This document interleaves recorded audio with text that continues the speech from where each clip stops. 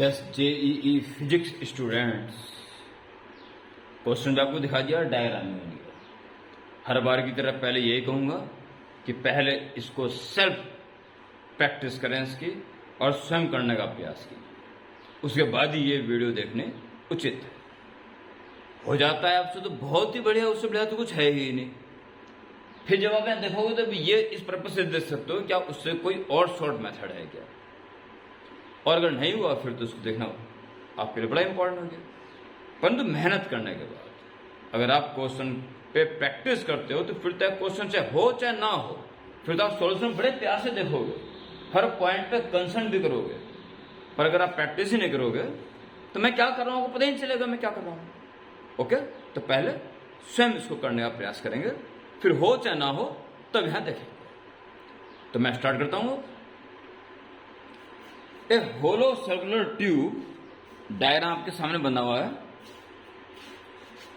A hollow circular tube of mass m, capital M mass की है, is placed vertically on a horizontal surface. Two small smooth spherical balls, each of mass m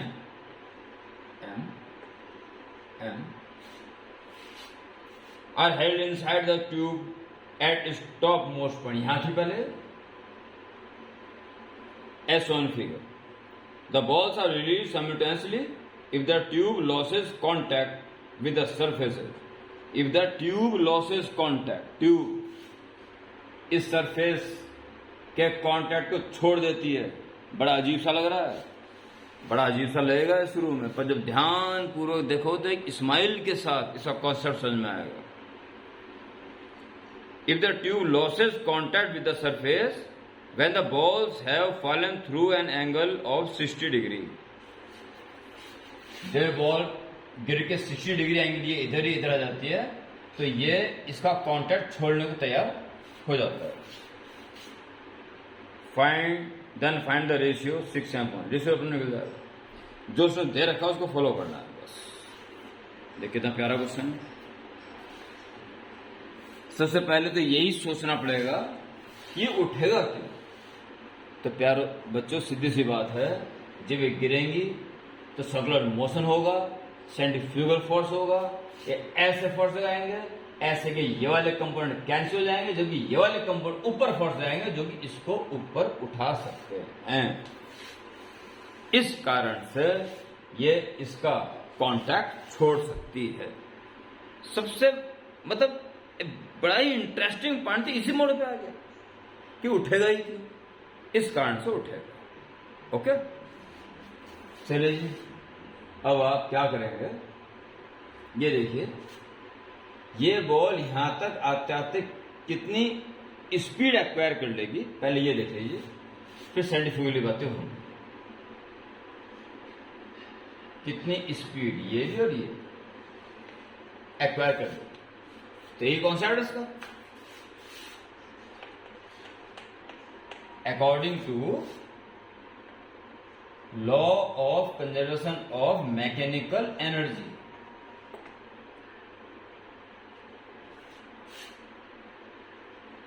mg कितनी height नीचे आ गई, ये कितनी height नीचे आ गई, रेडियस नहीं दे रखी है तो r मान लीजिए, r r r, perpendicular down कर दीजिए। ये r है, ये 60 है, तो r cos 60 हो गया, cos 60 1/2 होता है, तो r/2 हो गया, तो ये r/2 बचा, r/2 नीचे आ गया, यहां से यहां तक आया तो r/2 नीचे आ गया, mgh, h हो गया r/2। इसके यहां तक आता है तो इतनी पोटेंशियल एनर्जी कम होगी, ये सारी काइनेटिक रूप में बढ़ गई होगी, हाफ m v स्क्वायर। तो जी m/2 से m/2 cancel, v square equal to g r, तो v equal to under root of g r. चलिए, स्पीड यहां पे निकल गई, इस मोमेंट जो 60 डिग्री के मोमेंट से गुजर रहा है उस वक्त इस स्पीड से गुजर रहा है। आइए जी, अब बड़ा इंपॉर्टेंट पार्ट अब यहां पे देखते हैं क्या होगा। देखो, मैं इसका एक पार्ट बनाने जा रहा हूं यहां पे, केवल एक बॉल का, कि दूसरी बॉल वही बिहेव करेगी।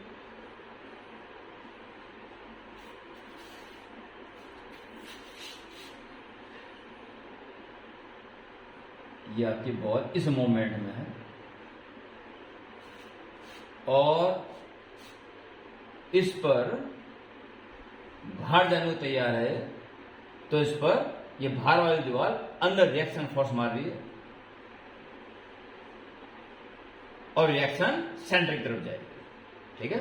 और ये सेंटर जाती हुई लाइन वर्टिकल से 60 डिग्री एंगल बना रही है, ध्यान रखोगे। और दूसरा इसका वेट नीचे काम कर रहा है,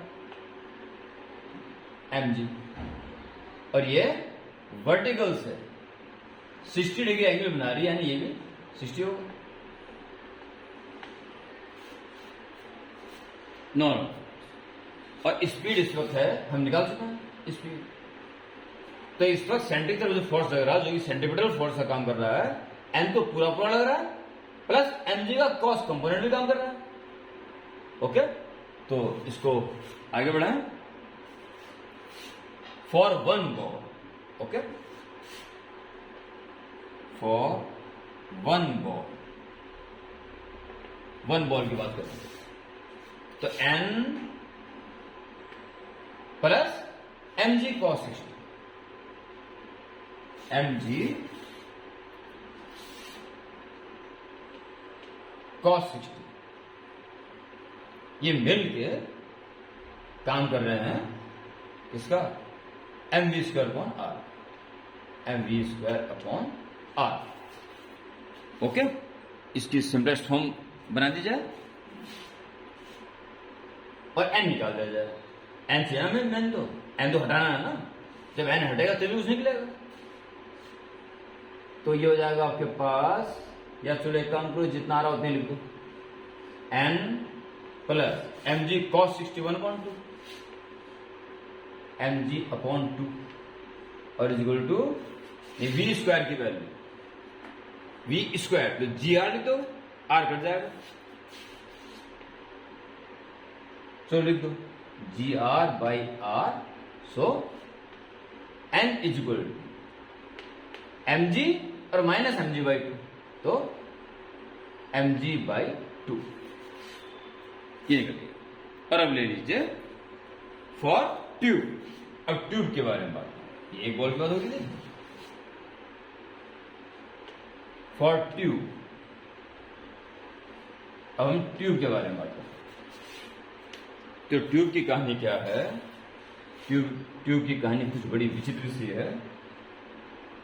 ट्यूब ऐसी है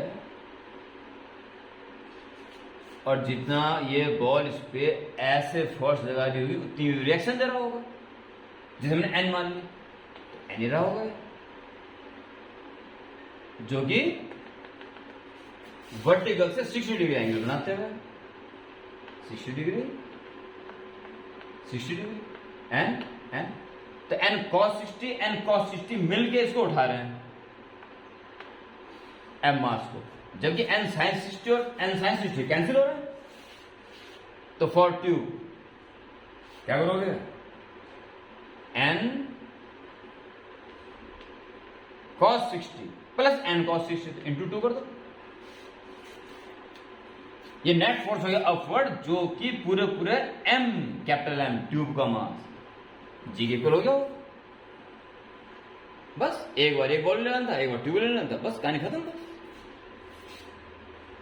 cos 60 1/2 से 2 कैंसिल, तो बचता है सिर्फ n is equal to M G, जबकि n की वैल्यू क्या निकली already, small M G by 2 is equal to capital M G, G भी कैंसिल, ये आ गया जी स्मॉल एम।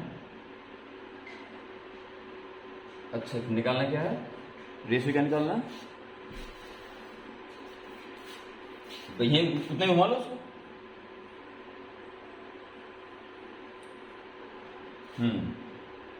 स्मॉल एम ऊपर कैपिटल एम नीचे, फिर इंटू 6 करना स्मॉल एम, तो small m upon capital m की वैल्यू 2 ये हो रहा था। अच्छा mg/2 इक्वल mg कर दिया तो आपका small m upon capital equal 2, यानी ये ज्यादा भारी है, ये बॉल जो है ट्यूब को देखते हुए ज्यादा भारी है, ठीक है। अब फिर 6 इंटू कर दो, 6 small m upon capital m is equal to 6 2 जा 12, it should be answer. Very interesting question for JEE students.